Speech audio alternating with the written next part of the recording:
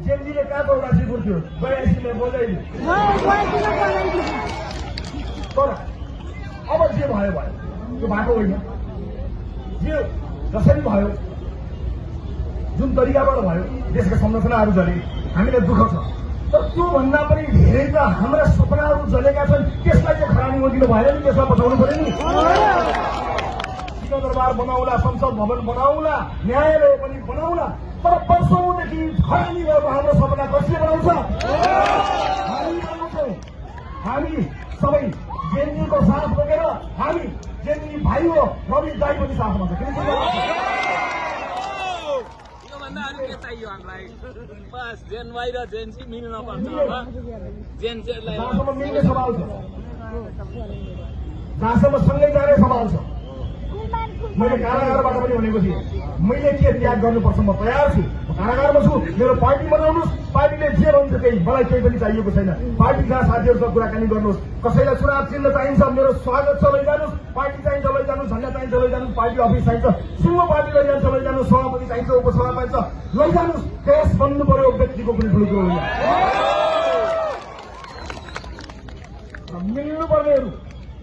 मिल्नुपर्ने जो हो अन्त्यमा हामी मिलेरै छोड्छौँ तपाईँले चिन्ता गर्नु पर्दैन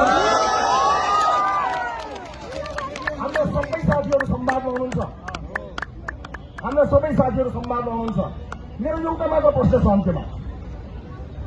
यो मिल्ने भन्ने कुरा साथी हो टाउको ठोकेर निप लगाए जस्तो होइन र यो मिल्ने भन्ने कुरो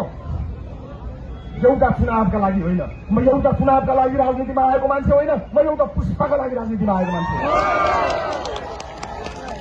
सिङ्गो पुस्ताको भविष्य नबनिन्जेल मिलिरहने भने मिलाउ नमिलाउ